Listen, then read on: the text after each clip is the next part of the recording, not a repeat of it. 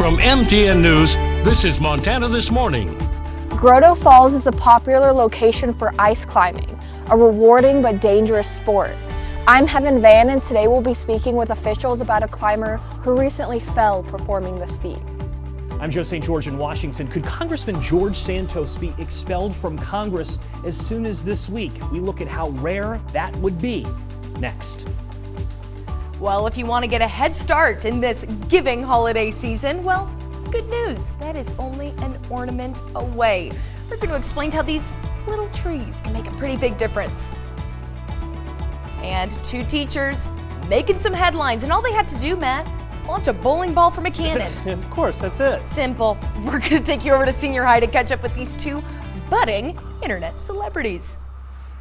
Alrighty, it is 6:30 on this Tuesday edition of Montana This Morning. Jane McDonald and Matt Elwell with you.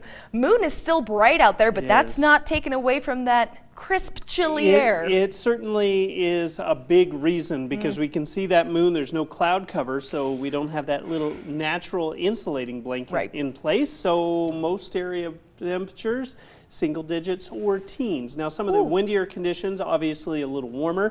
Big Timber back toward Livingston holding into the 30s. That wind really playing a number there. Clear skies for us, so we'll jump straight to the numbers today. It's going to warm up in a hurry, but it is chilly early on. Temperatures should be into the 40s. That's above average for the time being. We do have changes on the way. We'll talk more about that in just a little bit. All right, thank you very much, Matt. Now our top story this half hour, an ice climber fell to his death on Saturday in the Grotto Falls area of Highlight Canyon.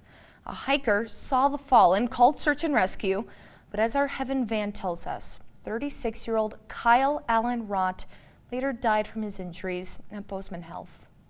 Saturday night, Gallatin sheriffs received an alert near Grotto Falls, where a climber's GPS had alerted them of a fall.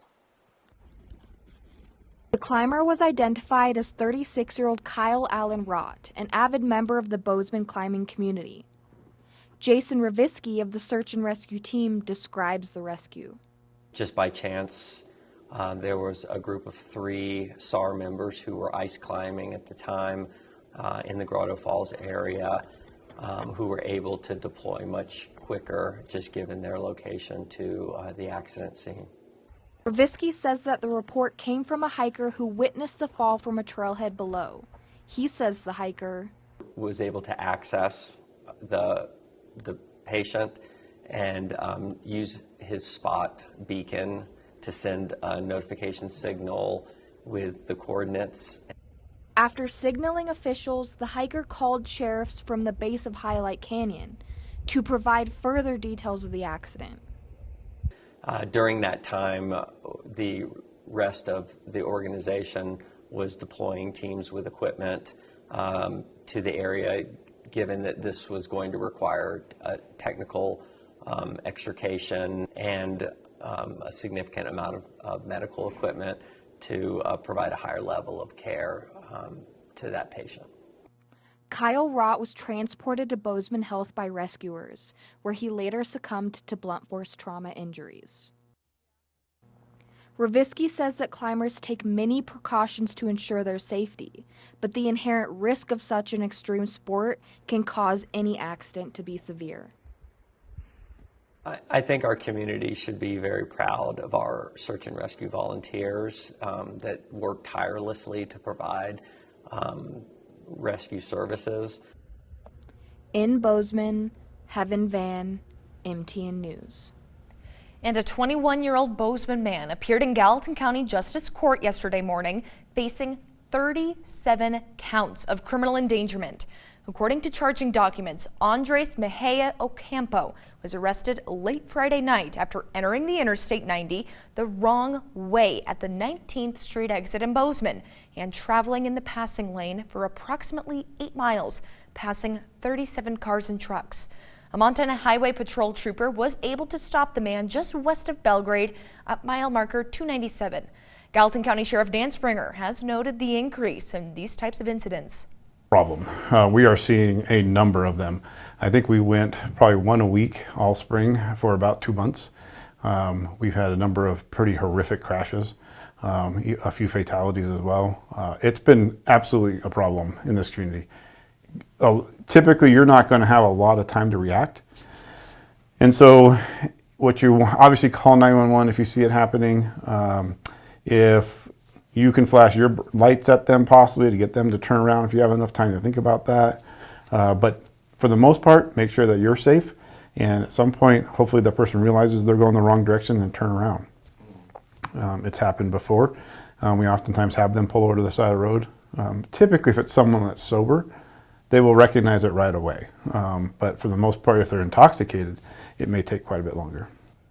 Mejia Ocampo's next court appearance is set for December 15th, and his bond was set at $10,000. Now on the national scene, a vote could happen as early as Tuesday or Wednesday of this week to expel New York Republican George Santos from the U.S. Congress. Now the vote comes after the leading Republican on the House Ethics Committee filed a motion before Thanksgiving to remove him. Our Joe St. George looks at the chances it happens and how rare an expulsion actually is.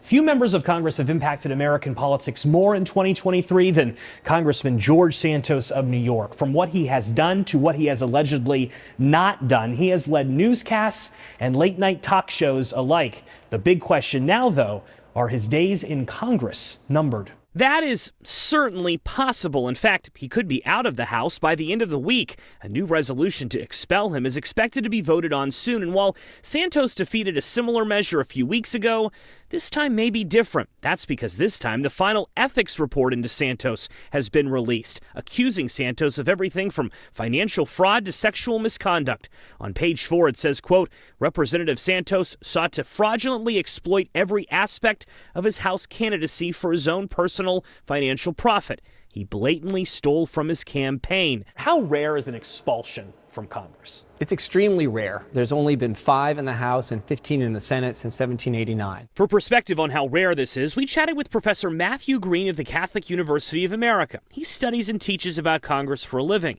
He says if you look at the history of expulsions in the House, 3 members were kicked out in the Civil War era because of Confederate ties. In modern times, only 2 expulsions have occurred, the last being James Trafficant of Ohio back in 2002. If they lie again, I'm going to go over and kick them in the crotch. Trafficant, like Santos, was eccentric, but unlike Santos, Trafficant was only removed after he was convicted of bribery in the courts. That makes Santos's potential removal unprecedented. Green explained the removal process. It's pretty quick. You introduce a resolution, you have a debate, you have a vote, and if you have 2/3 vote, then the member's removed. It can be as quick as that. Scripps News has learned in recent days a number of lawmakers who voted to keep Santos in office just a few weeks ago have now changed their minds and want him gone. Ahead of the expected vote, Santos has said he will not seek re-election next year, and he has fought against his removal by highlighting things like letters outside his office, written by school children, thanking him for his support for Israel. I feel confident that I get to fight it and I have my day in court. For months, Santos has denied any wrongdoing, posting on X in recent days, there was no due process. Joe St. George, Scripps News, Washington. Now back in some Treasure State headlines, over at Senior High in Billings, 2 teachers are making headlines after being featured in a video for the channel How Ridiculous on YouTube. But that video was just the first in a series showing off Montana science. MTN's Kelsey Boggs met up with the teachers to learn more about how they ended up on the channel and how they're going to inspire the students. They're the Bill Nyes of Senior High. Teachers Craig Beals and Sean Jones teamed up to build a massive bowling ball cannon that earned them a feature spot on a well-known YouTube channel. That video has only been posted for a few days and has already racked up nearly 2 million views. Welcome to Montana, USA, everyone! Shooting cannons for science. STEM is where it's at. But this isn't an ordinary cannon. It's a bowling ball cannon mounted on the back of a Jeep. A bowling ball cannon? Created by 2 senior high teachers, Craig Beals. I feel like Sean Jones is the Bill Nye of Senior High. And Sean Jones. I think we're better than Bill Nye. The 2 put their heads together and brainstormed the idea with no big purpose in mind. I'm like, Sean, we need to build a cannon. Instead of Sean being like, I don't know if that's a good idea, Sean's like, that's a great idea. The reasoning behind it was simple. Really just to see if we could and see if it would blow up. And after it was built, it started getting some major attention. I got an email from How Ridiculous, and I didn't respond right away because I didn't know if it was real. The channel has a following of nearly 20 million and is one of the most popular in all of Australia. They were super excited to come out to Montana. They'd never seen snow, like been in snow. The crew filmed 6 videos in total with the pair to be aired in the future. The first one posted already has nearly 2 million views. We were excited to find this. I'm overwhelmed. I was a part of something that was pretty big and substantial. And now that the first is premiered, the duo is thrilled to share their experience and are looking to the future. We got a couple world records we're trying to break. Farthest bowling ball shot from a cannon. We got the world's largest explosive bubble. Hoping to inspire their students to continue experimenting. Beals has got the motto, keep on learning. 110% behind that statement. So we're just going to keep on learning. In Billings, Kelsey Boggs, MTN News. I just love that and definitely looking forward to the rest of that series. Thank you very much, Kelsey. Now, we all know it's the season of giving and celebrating with loved ones, but not everyone has a companion to share the holidays with. So MTN's Julie Salee is going to tell us about a project helping seniors right here in the Gallatin Valley experience happiness and togetherness this holiday season. It really is a gift to be able to help someone, an elderly person who we owe so much to. Ruth Ann Markey and Norma Shirley with Home Instead are making a difference in many people's lives this holiday season with a project called Be a Santa to a Senior, encouraging residents in Gallatin Valley to share joy during the holidays by giving a gift to older adults in the community. We have identified that there are many seniors who are alone, and during the holidays, that's a very sad thing. For 11 years now, Home Instead has helped deliver a little under 7,000 gifts to seniors in the area. And that doesn't include the total for this year. This year, they're looking to collect over 300 gifts. To participate, all you have to do is look for the Christmas trees displayed at local grocery stores. Ornaments featuring the name and desired gift of an older adult will be on display. Shoppers can buy the requested gift, return it unwrapped or in a gift bag to the location with the ornament attached. Ornaments will be available until December 4th. You can visit our website to find out where you can find a Be a Santa to a Senior tree in your area. The people in Southwest Montana have been very generous, very caring, and we really appreciate that. They're going to make a lot of seniors happy this Christmas. In Bozeman, Jolie Salee, MTN News. Now that is a great way to give back. Thank you very much, Jolie. Now we're going to take a short break, but when we come back, we're going to explore some other ways you can give back on this Giving Tuesday. This Giving Tuesday, the Red Cross is asking for more blood donations. I'm Skyler Henry with the invisible emergency that could worsen this winter.